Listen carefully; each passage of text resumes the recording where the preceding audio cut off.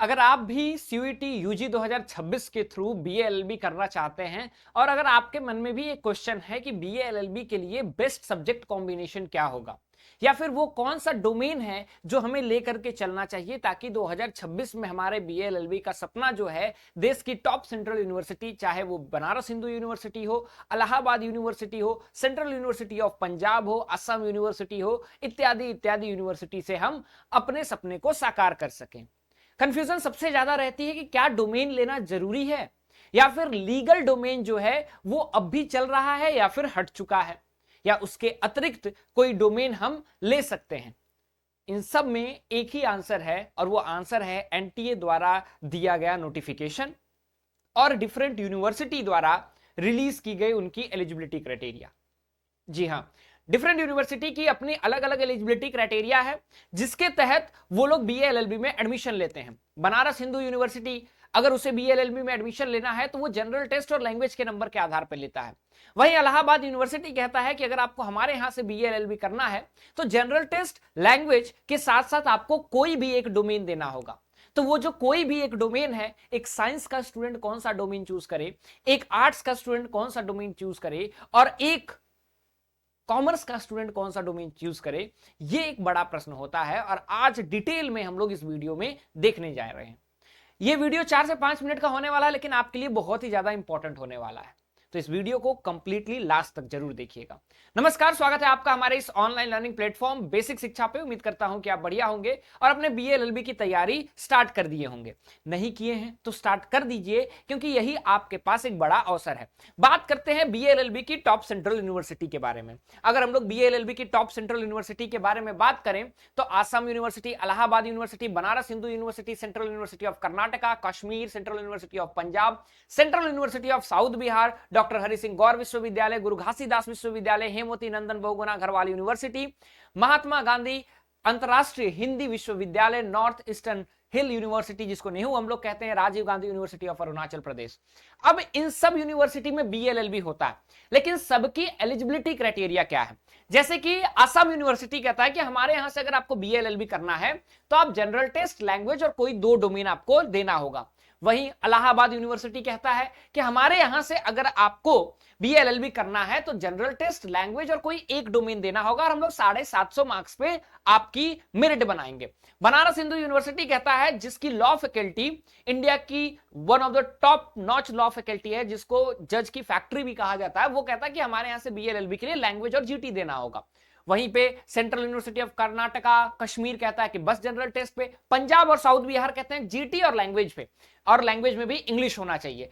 वहीं हरि सिंह गौर कहते हैं कि आपका जीटी और लैंग्वेज, कोई भी एक लैंग्वेज। उसके बाद गुरु घासीदास जीटी, हेमवती नंदन बहुगुणा वो भी जनरल टेस्ट पे। उसके बाद महात्मा गांधी जो अंतरराष्ट्रीय विश्वविद्यालय है वो भी हिंदी एक लैंग्वेज और जीटी के साथ।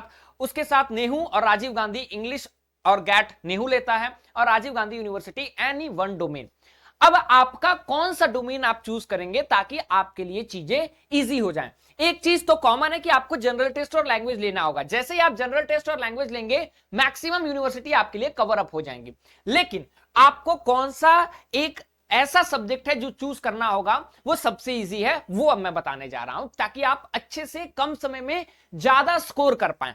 ठीक है, उससे पहले अगर आपने अपनी तैयारी नहीं चालू की है तो स्टार्ट कर दीजिए। हमने अपना हौसला बैच, नया जो बैच है, एकदम रिसेंट बैच है जहां पे आपके कोई बैकलॉग्स नहीं होंगे, वो बैच अभी अभी लॉन्च हुआ है। इस बैच में आपको लाइव लेक्चर्स मिलेंगे और साथ ही साथ मैं बता दूं कि जो पॉलिटिकल साइंस डोमेन बच्चा लेगा बीए एलएलबी के लिए, उसको मैं अपने खुद माइंड मैप्स देता हूं, हैंड रिटन नोट्स देता हूं, आपको लाइव रिकॉर्डेड वीडियोस मिलेंगे, 1-to-1 मेंटरशिप मिलेगा।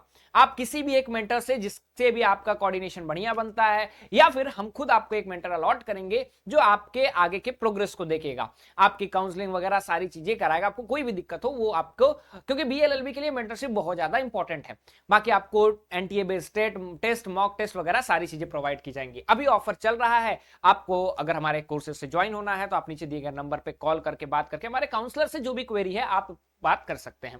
ठीक है, कोर्सेज के प्राइसेस पे अभी ऑफर्स चल रहे हैं तो आप इसको अवेल कर सकते हैं। अब बात करते हैं कि कौन सा सब्जेक्ट लें। अब अलग अलग डोमेन है, जैसे कि साइंस का भी बच्चा है, कॉमर्स का भी बच्चा है और आर्ट्स का भी बच्चा है।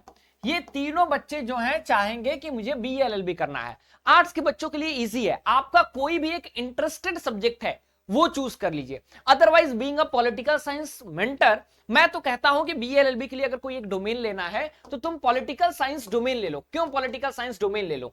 एक, अगर आप हमारे यहां से पॉलिटिकल साइंस पढ़ रहे हैं, मैं आपको वो बहुत ही इजी बना देता हूं।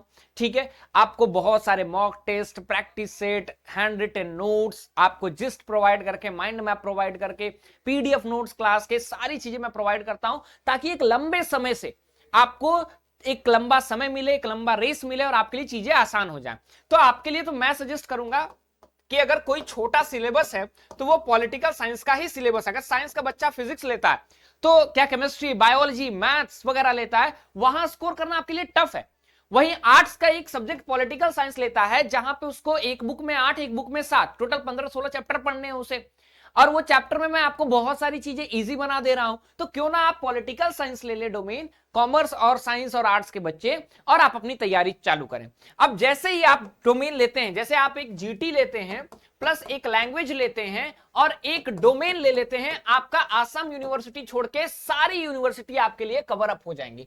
अगर आपको 2 डोमेन लेना है, आसाम को भी टारगेट करना है 15 यूनिवर्सिटी में से, तो आप डोमेन एक और बढ़ा सकते हैं। और जो बच्चे BA के साथ BA-LLB करना चाहते हैं उनके लिए सब्जेक्ट कॉम्बिनेशन थोड़ा अलग होता है। ये प्योरली मैं BA-LLB के लिए बता रहा हूं। जो BA-LLB के और BA दोनों कवर अप करना चाहते हैं वो कमेंट सेक्शन में बताएं, मैं उनके लिए एक अलग से BA बनाऊंगा वीडियो कि BA और BA-LLB दोनों की तैयारी साथ में कैसे करनी है। बाकी आज की वीडियो उम्मीद करता हूं आपके लिए हेल्पफुल होगी। कोई भी आपके पास क्वेरी है तो कमेंट सेक्शन में ड्रॉप डाउन करें। Will meet once again next video. Till then thank you so much.